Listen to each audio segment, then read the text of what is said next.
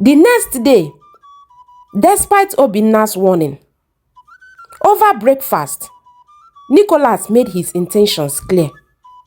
Chidera, he began, setting down his fork. I have been thinking, Dela, I want to send you to school.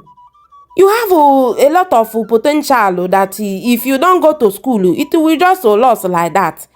Dela. Chidera looked up, her eyes widening.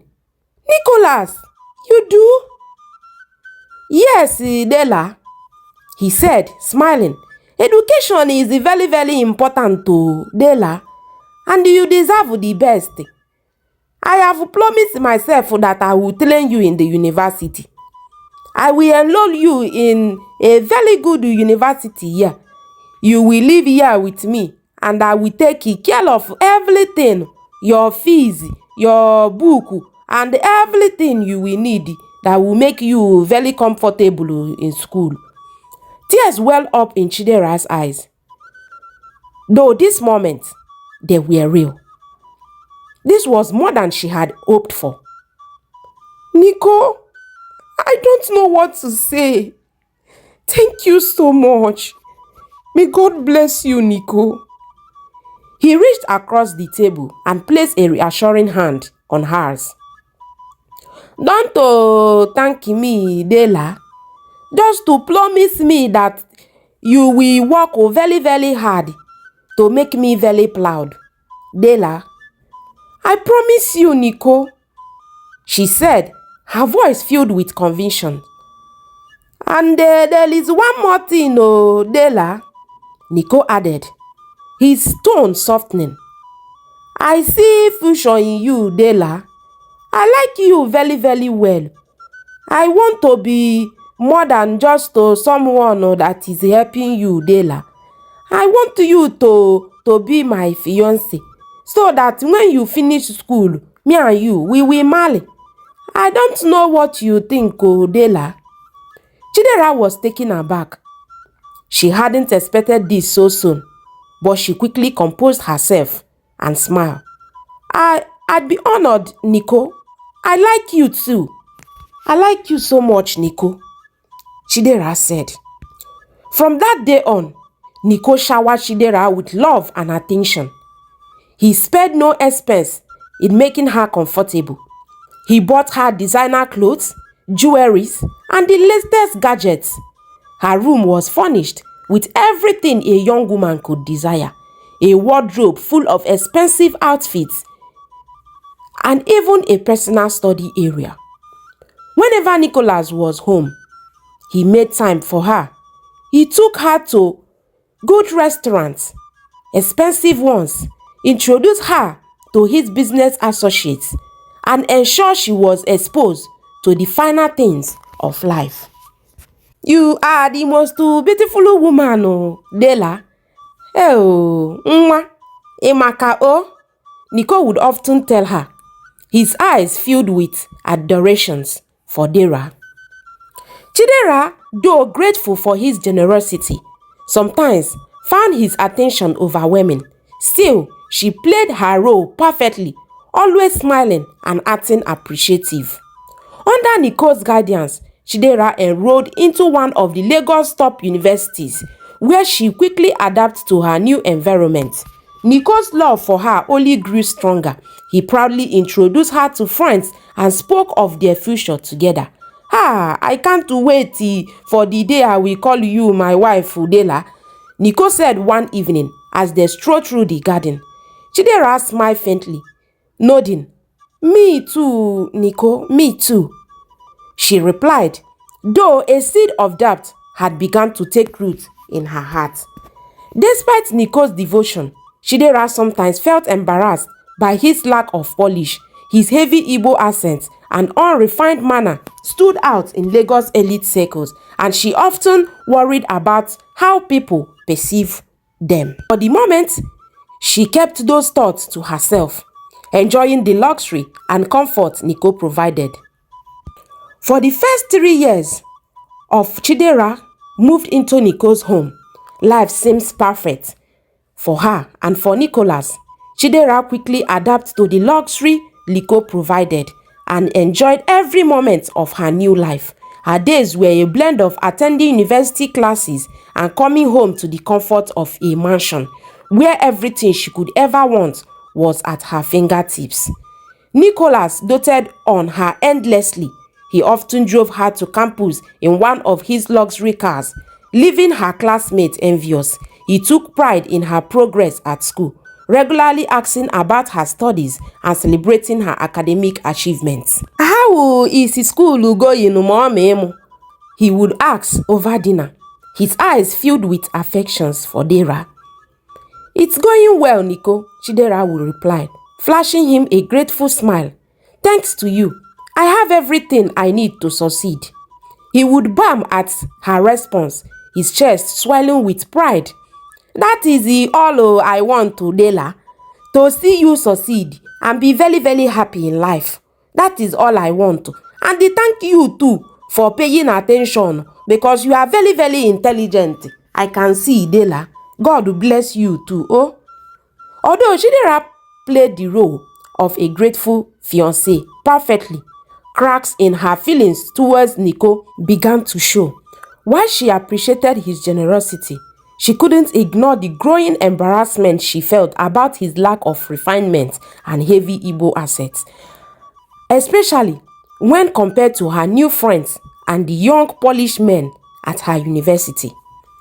By the time Chidera entered her fourth and final year studying business administration, she decided it was time to distance herself from Nico. She had met new people and begun to imagine a life beyond him. However, she knew Nico would never let her go easily, so she devised a plan to make it seem like it was for her studies. One evening, as they sat on the balcony after dinner, Chidera brought up the topic. Nico, she began hesitantly, her voice soft. I have been thinking about something. Nico looked up from his cup of tea, his face attentive. What is it, Dela? Baby mu? My love, tell me anything. What is the problem? You have done so much for me, Nico, Chidera continued. And I am so grateful for everything, she said, reaching for his hand. But, Nico, I've been feeling like I need to focus more on my studies, especially now that it's my final year. I was thinking maybe I could move closer to the campus. Nico's brow furrowed. Move closer, kwa Dela, to campus. Hey, why you nne? Why you know? You have been doing very, very well living here. Dela, why do you want to move closer to the campus, kwano? If the problem, you want me to find you the driver, I can find you the driver now. There is a car, the driver take you anywhere you want to every time. Dela, why do you want to move closer to campus again? I know, she said quickly, but the workload this year is going to be intense. I will need to spend more time in the library working on my project. If I live closer, I can avoid the long commute and concentrate better. Nico? Nico was silent for a moment, his expression conflicted. Dela, you know this house is your home. Dela, whatever you need, I will provide it. Are you sure this idea of moving closer to campus is necessary? Dela, it was just for a little while, Chidera said, squeezing his hands. After I graduate, I will come back and we can start planning our future together. Her words seems to ease his concern, and he nodded reluctantly. If it is what you think is best, Dela, then I will support to you now, as far as it will make you focus very much in your study. That is all I want. I will look for apartment very close to campus. Abuzialu no ifishol. if it is what you want. Chidera smiled, hiding her relief. Oh, thank you, Nico. Thank you so much. You are just the best. A week later, during one of Nico and Obinna's regular hangouts, Nico decided to confide in Obinna. Nico mentioned the situation to his best friend.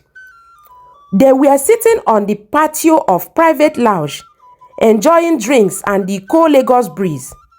So, Obinna, Nico began, swelling his glass of whiskey.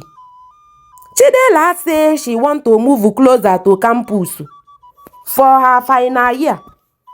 She said to help her to focus very well on her study.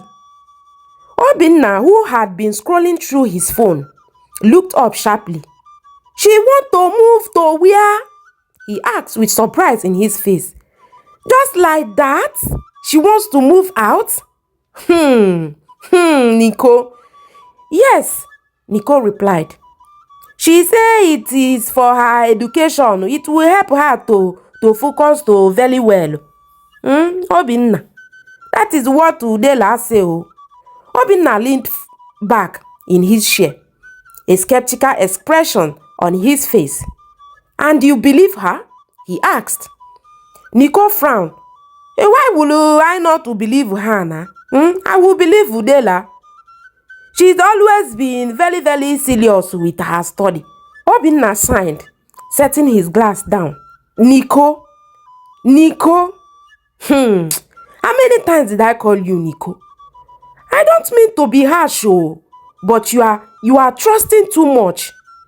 This girl is young, ambitious, and now she's in Lagos, surrounded by all these people. Are you sure she's not trying to pull away from you? Chidera is not like that, Obinna.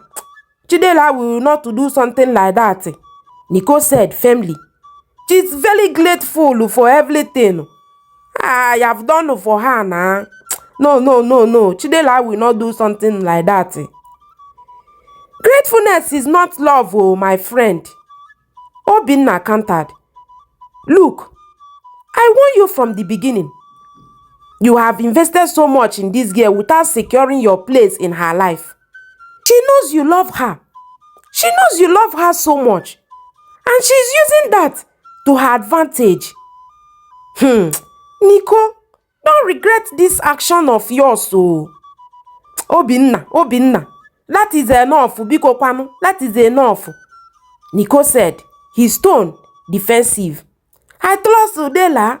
She will not do something like that. Chidera will not betray me. Please, Obinna, don't say that again. Obinna raised his hand in surrender. All right, Nico. But mark my words, Nico. Don't let your emotions blind you. Keep an eye on her. But I'm assuring you one thing. That girl is going to leave you. Nico fell silent, thoughts racing. Deep down, a small voice of doubt whispered in his mind. But he quickly pushed it aside. He loved Chidera and refused to believe she would take advantage of him. No. Chidera will not do something like that. Chidera is a very good girl. No. She's not like that. A few days later, Nico paid for a small, comfortable apartment close to Chidera's university. He helped her move in and even stocked the place with everything she might need. Are you sure you will be all right, Chidera? He asked as they unpacked her things. Yes, Nico, she said, giving him a reassuring smile. Thank you for your understanding, Nico. Thank you for everything. I love you, Nico. As he left her apartment that evening, Nico felt a pang of sadness, but reassured himself that it was only temporal. He had no idea that this move marked the beginning of the distance Chidera had been craving. A week later, after Chidera left Nico's home, She began spending more time with her university friends, most especially Oge, her best friend, often coming home late or skipping their usual phone calls. When Nicole visited her apartment, she was polite but distant, her warm smile now replaced with an air of preoccupation. One evening, as they sat together in her living room, Nicole finally addressed the growing distance between them. "Dela," he began, his voice gentle, "is everything okay? You have been very, very busy lately, Dela. I feel like we don't talk as we used to talk before, Dela."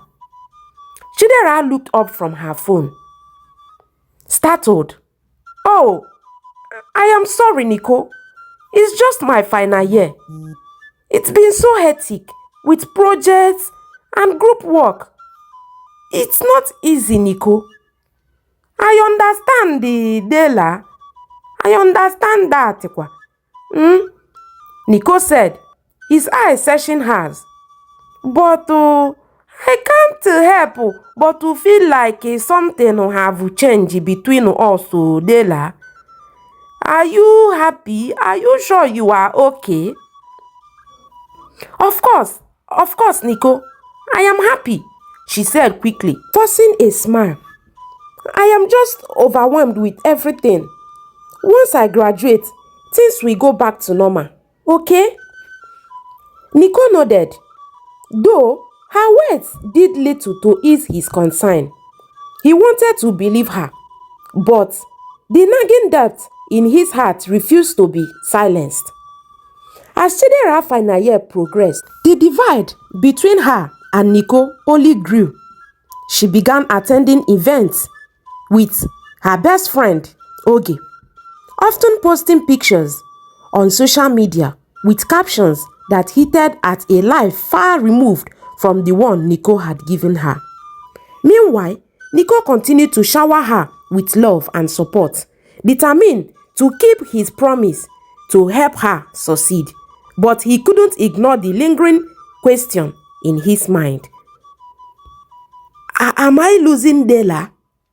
Nico asked himself. Dela, I love you too much. No. I am not losing you, Dela. I am not." Obinna's words echoed in his ears too, a constant reminder of the risk he had taken by putting his faith in Chidera. And as the months went by, Nico began to wonder if his friend's warning were coming true.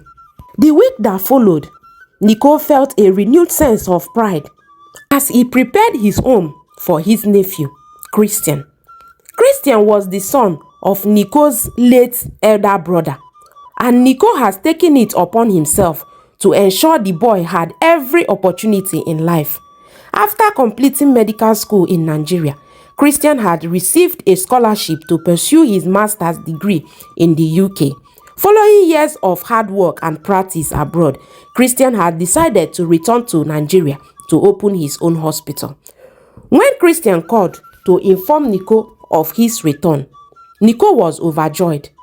"Uncle, I will need a place to stay for about, I think, a week before my apartment will be ready. Do you think if I can crash at your place?" Cristiano, why will you ask me this kind of question and you hesitate too much to ask me now? No, don't to ask me this kind of question. Of course, this house is your house, Cristiano. It's your house, Nico exclaimed over the phone. "This house is always open for you, Cristiano.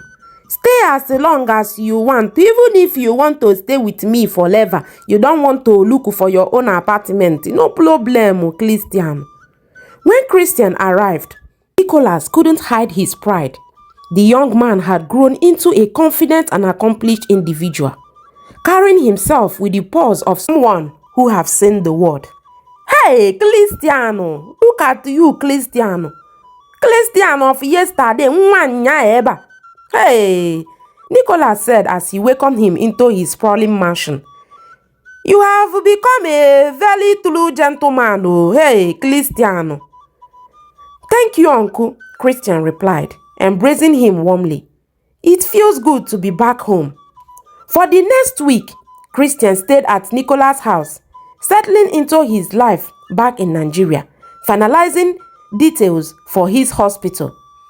Nicholas, ever the doted uncle, introduced him to his business associate and proudly spoke of Christian's accomplishments.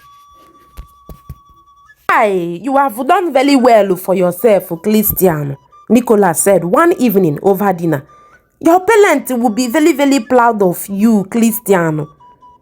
I couldn't have done it without you, Uncle, Christian replied. You have been more than an uncle to me. You have been a father. Thank you so much, Uncle. Thank you very much. Nicholas beamed, his heart swelling with pride. After a week, Christian moved into his new apartment, but he and Nicholas remained close. Nicholas often spoke of Christian to anyone who would listen, boasting about his achievements. So guys, we have come to the end of the part 3 of this story. Please guys, subscribe to my channel. Turn on your notification bell so that when I upload the next part of this story, you will be notified. And don't forget to like, share also, and comment your opinion on the comment section below. See you in the next part of this story. Bye.